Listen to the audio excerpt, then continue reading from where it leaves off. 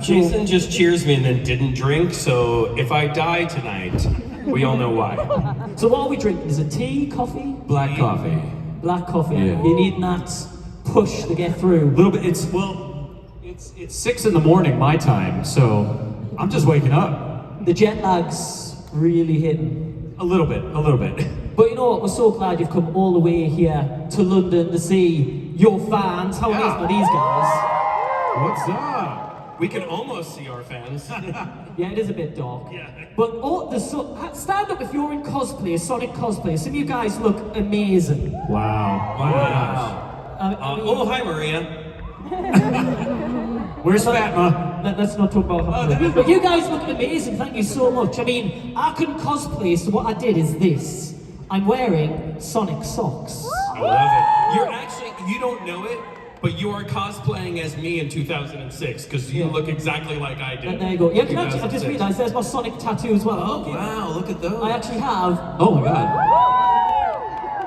Look at that. Are those real or are those stick-on? No, they're real. That's my real tattoo. I'm a huge Sonic fan, so when I say I'm excited to have you guys here, I genuinely mean it.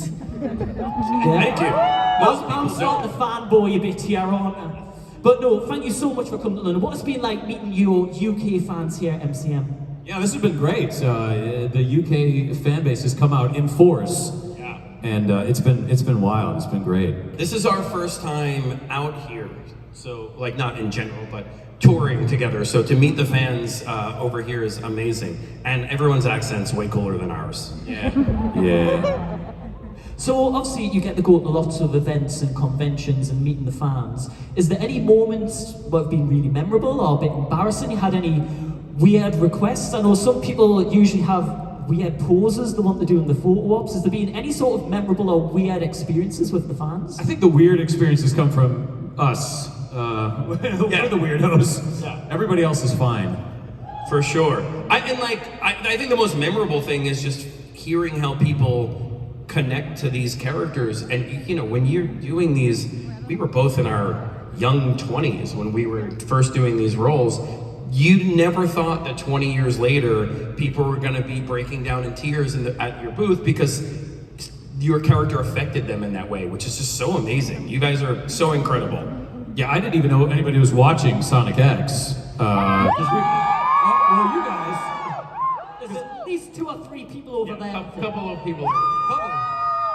I know in the States we were up against, in the same time slot we were up against SpongeBob, so I figured, well, nobody's watching us. It's, Tom Kenny. But Sonic is a huge thing, and obviously, what was your first experience of Sonic? Were you playing the original, well, you would probably call it the Genesis, we called it the Mega Drive here, but even the Master System, I'm really sure my age here, aren't I? But what was your first experience of Sonic, even before you had the roles? I was playing Sonic CD on the Sega CD. Yeah. Well, I could be Jason's dad, so despite he has a grayer beard than me, but I'm older than him. And yeah, I played Sonic on the Genesis, which was, the cool kids had the Genesis. I had a Nintendo. I know, don't cheer. I do love, like, there was the whole Sonic Mario rivalry, which was like Sega Nintendo rivalry, which I think was a really clever ploy to make people buy the systems, and I think it also helped having, like, Mario came out first, and having the anti-Mario, this fast hedgehog, is really resonated with people and got them interested in it. Yeah, for sure. I was Italian from New Jersey, so I had to have Mario in the house. So, do you have a particular favorite Sonic game from back then? Is it the first one or the second one, or? I do. Mine is Sonic 2, Sonic and Tails. I think it's a perfect game and really hard. It's hard. There is somewhere. Remember we played at Riff's house. What are they called? What's it? Oh, Pixel Game Squad. Game Squad. We played Sonic and Tails on an emulator, and Jason and I were the worst. So bad. We were so bad. So bad. I've actually never played any of the games that I've voiced, and I would love to do like a live stream one day where I play them for the very first time in front of the world, so you can see how bad I am. Sign me up for watching that. I'll be cheering you on. And also, if you've got friends around, you can do the whole races and the two-player and everything like that. That'd be awesome to see.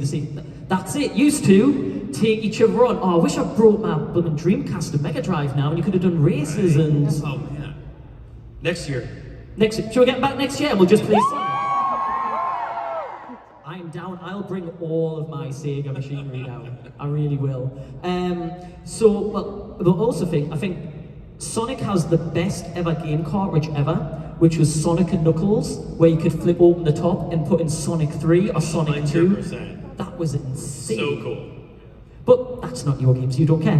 But what I do want to talk about is, how did the roles for you first come about? Obviously, Jason, for you, it was Sonic X. How did that audition process come about? Did you know it was for Sonic? Because I know Sega, Nintendo, and everyone like that, and a lot of companies are very secretive of what you might be auditioning for. Did you actually know it was Sonic? I absolutely knew. There was no NDA, there was no secrecy. I had gone into 4Kids where we recorded the show to audition for a show called Shaman King. That was my first introduction to 4Kids. And I went in, had a lot of fun. I was like, this is great, this is going well. And then I never heard from them again for that show. So I thought, well, that's that. You know, I'm not gonna work for this company. And I'd say like 2 weeks later, they called me in to audition for Sonic. And I was like, well, if I didn't even get a call back for this show that I've never heard of, I'm surely not gonna get a call back for Sonic. But then I did. And they had me, you know, do a couple different directions with the voice. And then, funny enough, I was working a couple different odd jobs at that time. And one of my jobs was working in my agent's office answering phones. So I actually answered the phone when 4Kids called to book me as Sonic. And they thought I was my agent. And I couldn't tell them, oh, it's me, you know? And then my agent, who wasn't in town at the time, called to check in, and I told him, I'm like, John, I booked Sonic. And he said, Jay, no you didn't.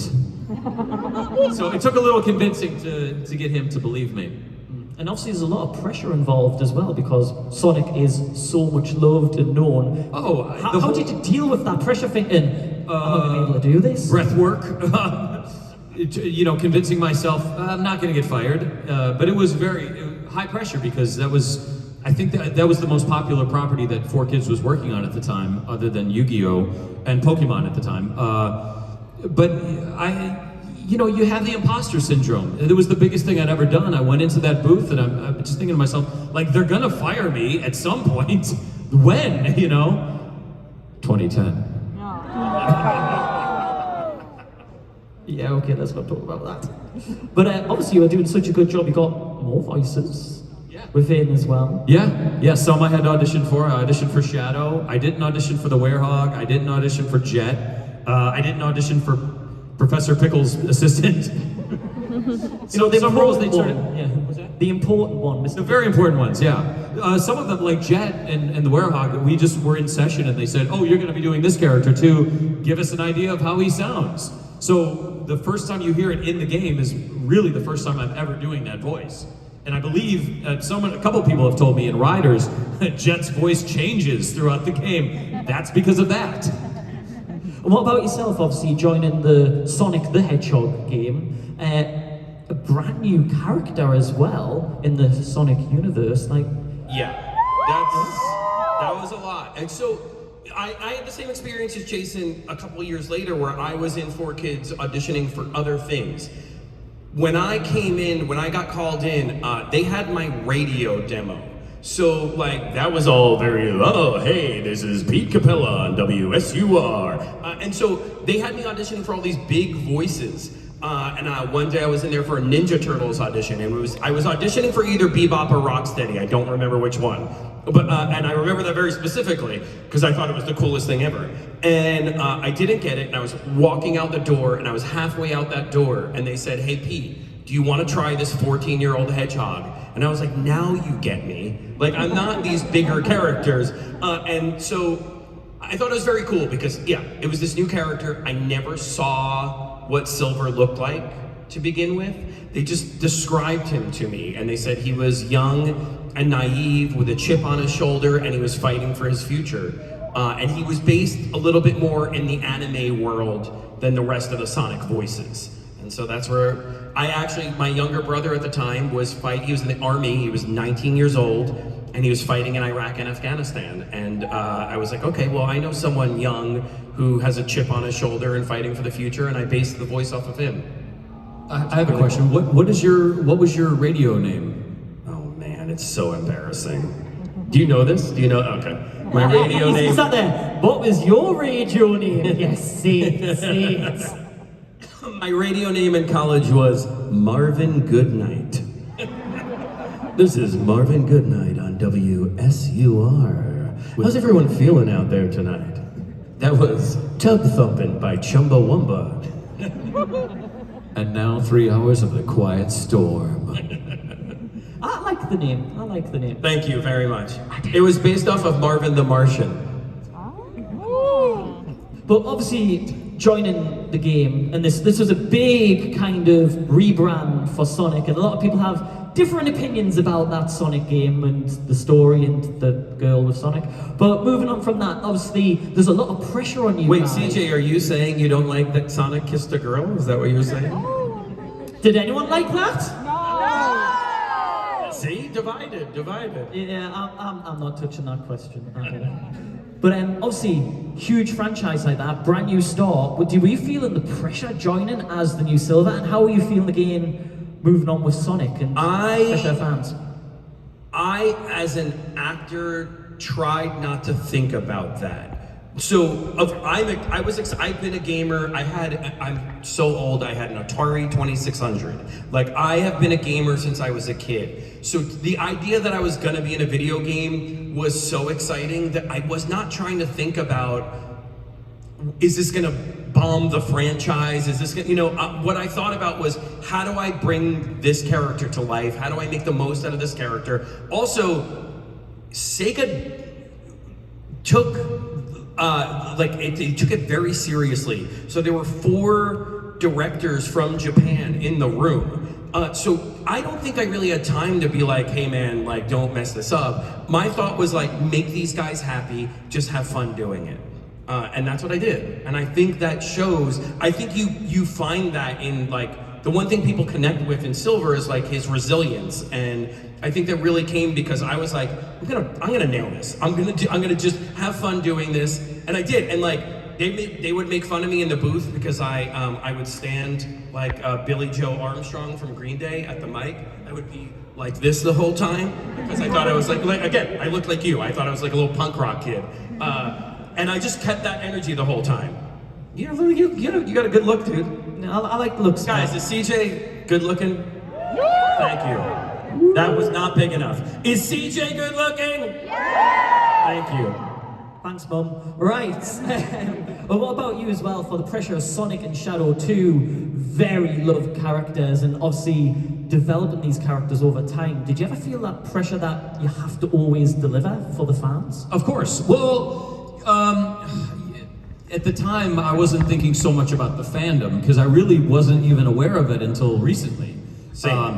I was thinking more of like the director, the producers, the people in the room. If they were happy, I was happy. No one is harder on themselves than Jason Griffith. And Pete Capella. No, well, I'm harder on you? Yeah, exactly. No, seriously, like that, it is a compliment. No one, like, Jason really truly cares about what he's doing, but he beats himself up over it. I've gotten better. I've gotten better about that. But I can't imagine you at 20-something. At 22 years old, it was, I remember specifically the first episode of Sonic X, there was a line where I had to say, never use Formula One race cars when chasing hedgehogs. You know it? And it might be paraphrased a bit, but at the time, it was so quick in the episode, it had to come so quick, and I was already nervous that I had to do like 7 or 8 takes on that.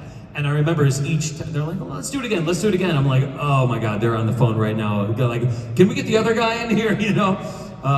Ryan Drummond? Hey, it's me, Marvin Goodnight. I mean, the pressure was really, I think, alleviated as time went on, and we, especially as Sonic, the voice for me, evolved, sort of from like the nerdy sound to like the cooler sound towards the later games. I really felt like I had a grasp on it at that point, and then they fired me.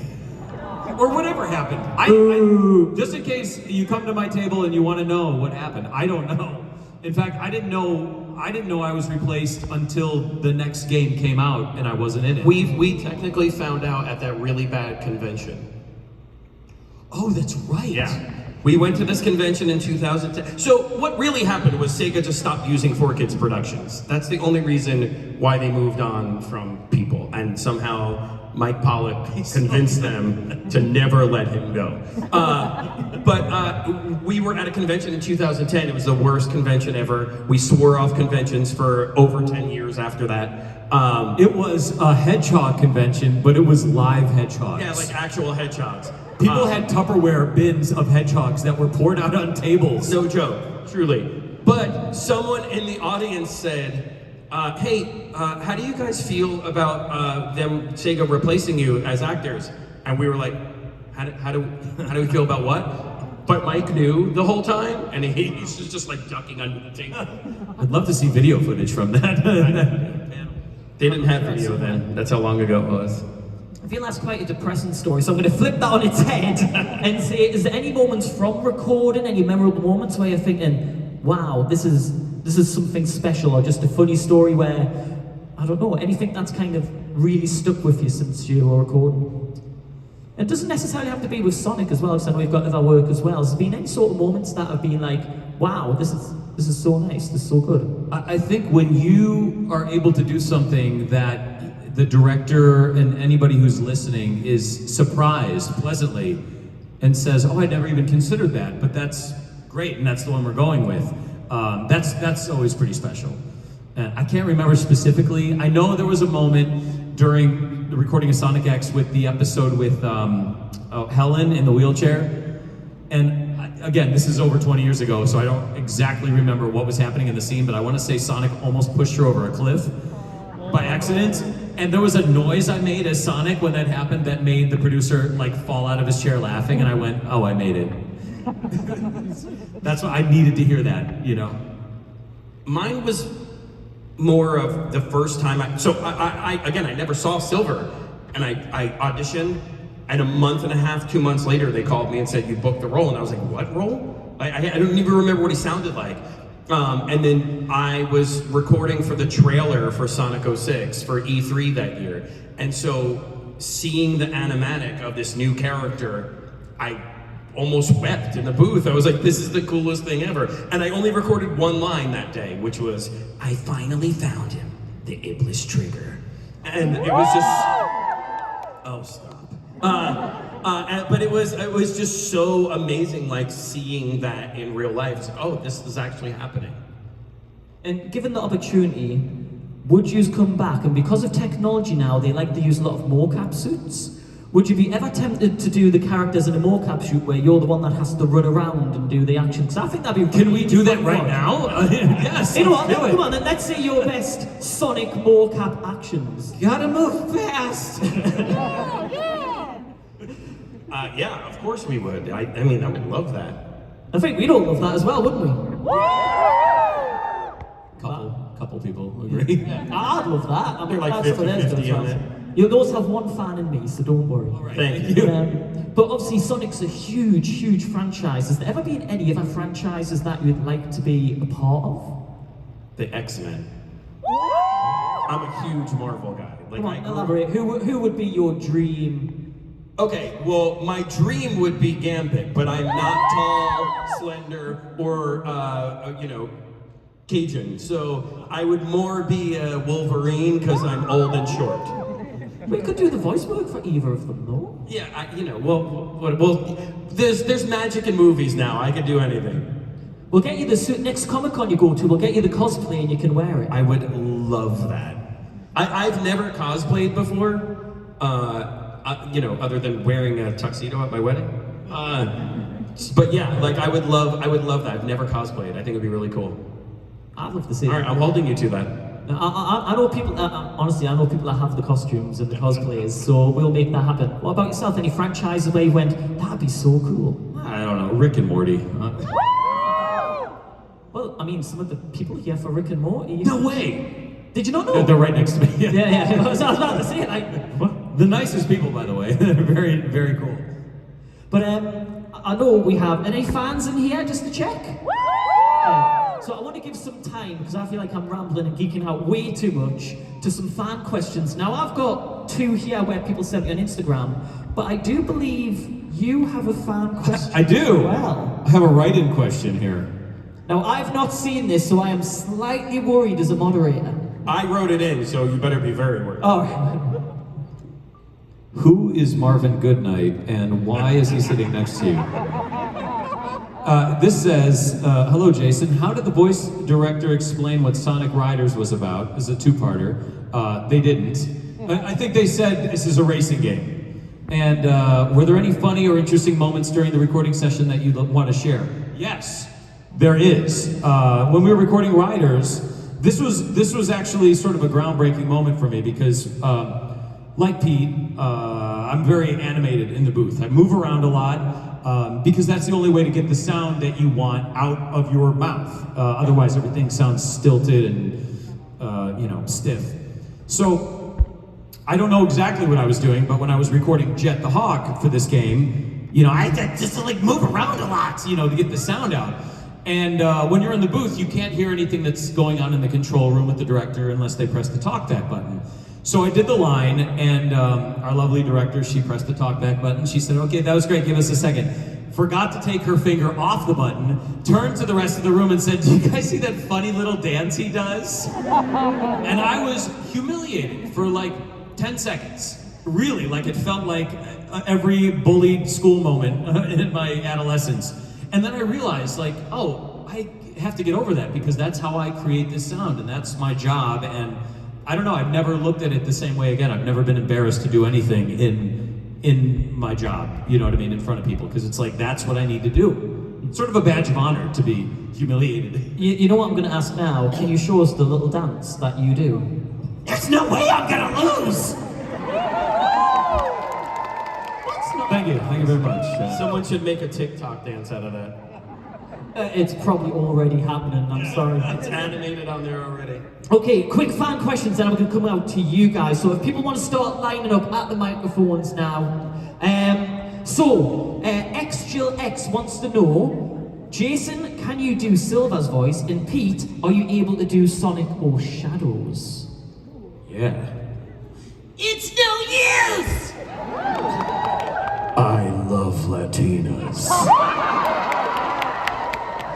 Do you know what the funny thing is? I actually skipped the question saying, do you ever look at any of the memes, including the shadow memes? Because I thought, people aren't going to get that, but it turns out, we do! Oh yeah. Right, we're at the time, we've got a lot of fan English. questions. I'm just going to jump out to the gentleman at the front here, because I can't get to the microphone. Name and question, please. Hi Jason, hi Pete, I'm Joe. Right Jason, you've met me yesterday. Yeah, what's up, Joe?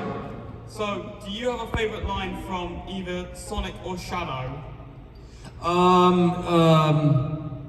This is who I am. Was that not my line? Yeah, well, do you want to do one of your favourite lines? Sure. My favorite line, because I feel it's very apt these days, is I will protect the future. Not doing a great job there. Right, Sorry. We'll jump to my left here and name and question, please. My name is Paige. Hi, Paige. Paige. Which song, it's just for Jason and Griffith. Which Sonic form do you like most out of Hedgehog, Hedgehog, or Supersonic? Oh, Supersonic, I think. Yeah. Hedgehog has too many bad memories for me. Or no, Werehog has too many bad memories for me. Because I was very sick when I was recording the Werehog. So I do like Supersonic. I was very well when I recorded that. That's brilliant. Thank you so much for your Thank question. you, That's Paige. brilliant. We'll jump to the opposite side here. Name and question, I please. love these spotlights. You look really cool right now. Very cool. Thanks.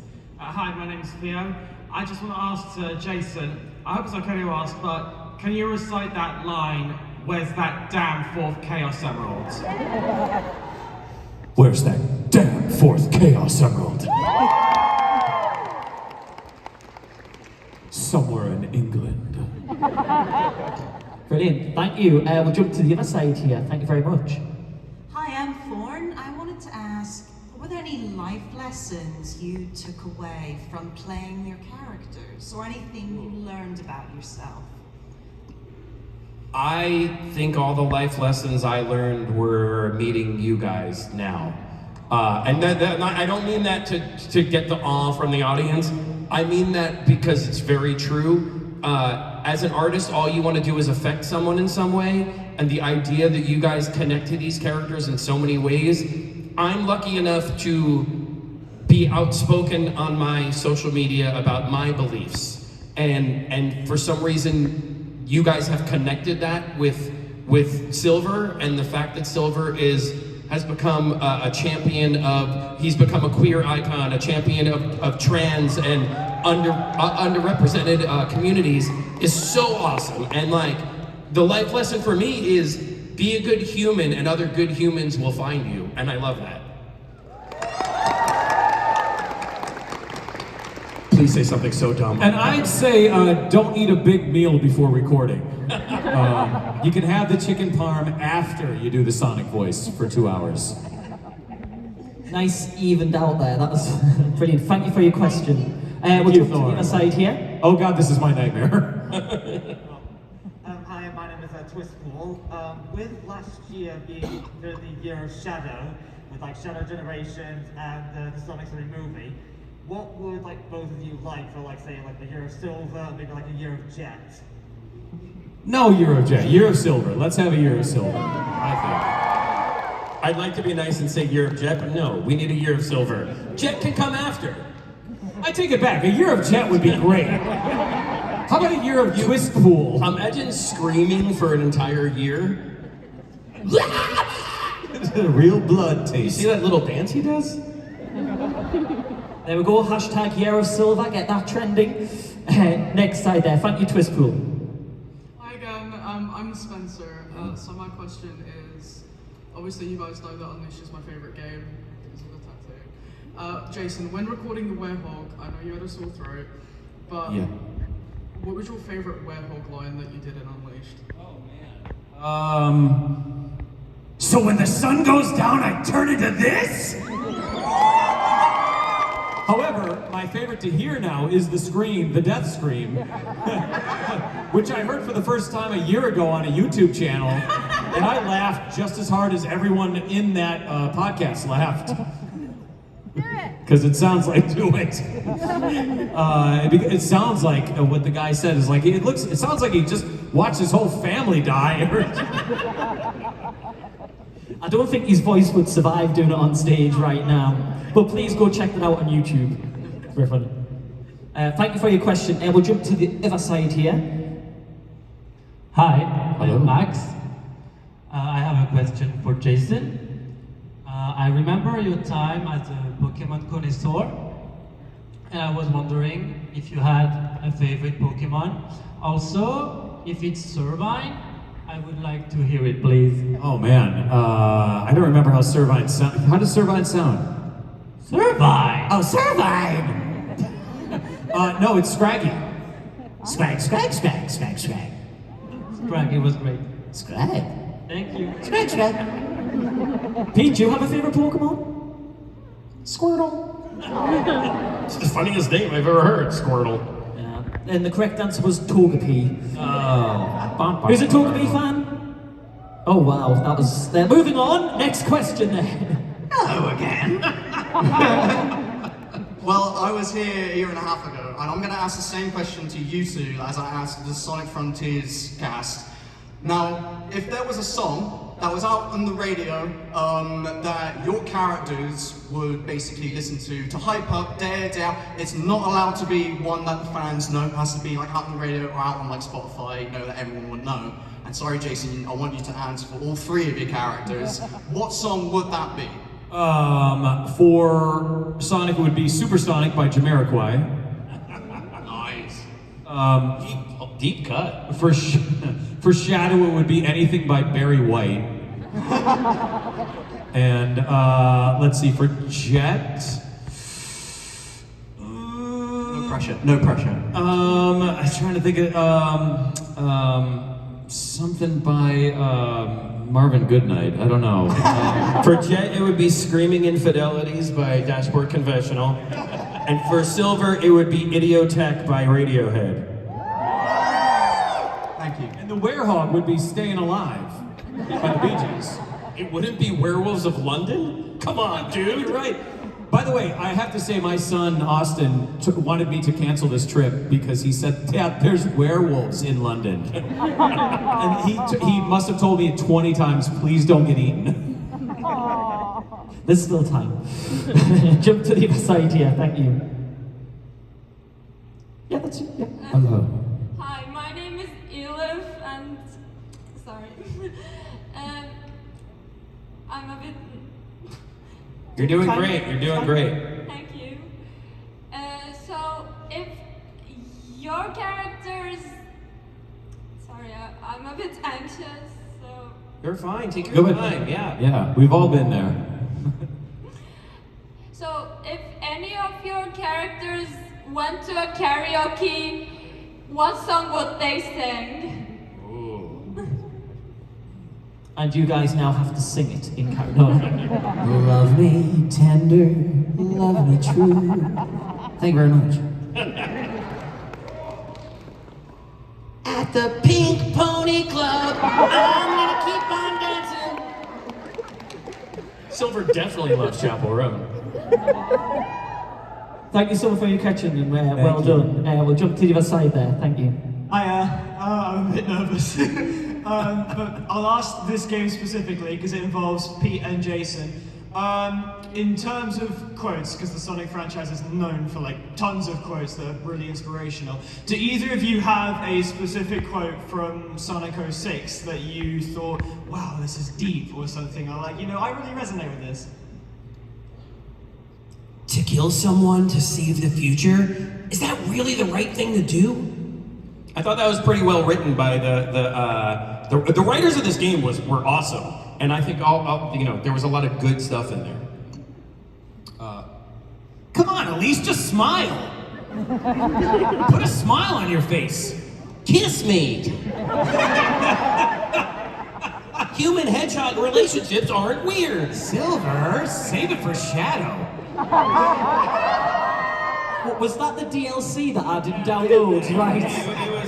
It was the 18 and above. Download that tonight. Thank you for your question. Thank you, sir. We'll jump to the other side here. Thank you. My name is Amy, and I was going to ask if you could play any character that you don't already play, who would it be?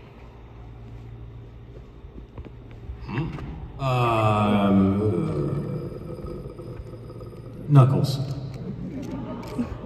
Dr. Eggman. That's pretty good. Are you listening, Sega? Are you listening, Pollock? Are you listening, Macho Man? Ooh! Oh yeah, Dr. Eggman's kind of just Macho Man, huh? I also want one of you to say Amy. That's a brilliant question. Thank you. Great question, Amy. And I'll jump to the other side here. Hello, I'm pretty nervous, so I brought my little buddy with me. Yeah. I got your back, dude. I just wanted to ask if either of you have a favorite blooper that you can remember? None that I can speak in public.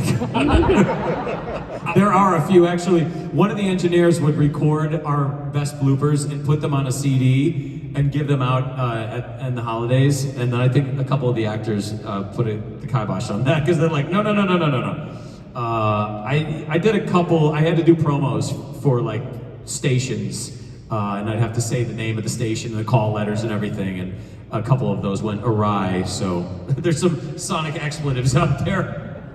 I don't remember any bloopers per se, but I did, one of the most fun things that Jason does not remember, to me, so it's a little Easter egg, is that when Jason was leaving a session once and I was coming in, it was the only time I ever met Jason until 2010, so, 4 years prior or whatever, but they said, hey, you guys are both here, could you jump in the booth and do some background voices? So somewhere in Sonic 06, Jason and I are doing background voices, and I don't know if it's in Solaris or where it is, but we're there doing voices together. Was I nice to you? No, you were a dick.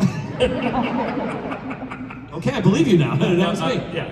No, you were very nice. Do your fun. I remember we laughed a lot in the booth. Oh my God, why don't I remember this? Because I'm not memorable. Thank you. I was looking for that.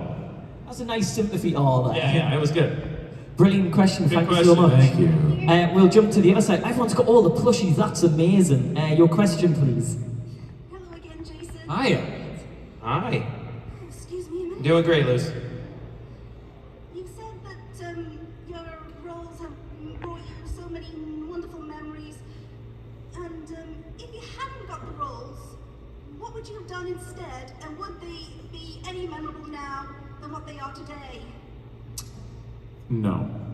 However, you know, it's so funny. I was supposed to, the true story, the summer that I auditioned for Sonic, it was July, I believe. I was supposed to be in Maine, in the US, directing a production of Annie for an all-girls camp. And I was ready to go, and I'd done these phone interviews and whatnot, and at the last minute they said, "We don't want you," which was heartbreaking, but if I had It's a hard knock life. That was good, come on. That's really good. So if I had done that, and at the time when it happened, I was heartbroken because I didn't have another job. I really wanted to do something like this. My girlfriend at the time was going up to this camp, and it just didn't work out. But if I had gone, I never would have auditioned for Sonic. So that's, I think, going back to the question before, the life lesson I learned really from this whole experience is you never know what can happen. And everything, your life can change in a day, in a week, in a month, and you just never know. And that has happened for me, it's happened for Pete, over and over and over. I mean, even the jobs I'm working on right now that I can't talk about, a year ago, I would have been like, if you would have told me, oh, you're gonna have this job or this job, I wouldn't have believed you. Or I would have said, how is that possible? And it has happened. So I think for anybody, especially if you're in the arts or whatever you do, if you have a passion, a dream, and it feels impossible, just know that we've all been there. Everybody on the show floor has been there, where it just feels helpless, hopeless, you're not gonna do it, whatnot. You doubt yourself, but I promise you, if you keep pursuing it, you keep that passion, you keep bettering yourself, something will happen where your head will spin and say, I never knew that this could have happened. So don't ever give up, I guess is the life lesson. Really good answer, thank you. We'll jump to the other side here, thank you. Hi Jason, hi Pete, I'm George. Hey. You two enjoying yourselves here? It's okay. Yes, sir. Ace, man. It's great. Now, tell me, have you two ever seen the Sonic the Hedgehog movie since 2020 to 24? I have seen them all. I saw the first one. And can you tell us what's your obvious opinion about them? Well, in the summer of 2003, I was directing an all-girls production of Annie. And, I think they're fantastic, and I think Paramount and Sega have teamed up to tell a beautiful story, and I think the reason why Sonic is so popular again is because they didn't just make a movie to make a movie, Mario Brothers. They made a movie to tell a beautiful story and they have this so well planned out, and I think they have the right director and the right writers, and I think the movies are spectacular. Brilliant. Thank you for that question. There was one more thing, but you can't answer this. Who voice acted Sonic the Hedgehog in the 3 movies? Well, that would be Ben Schwartz. Yeah. That is absolutely 100% correct! That's what we won! We win?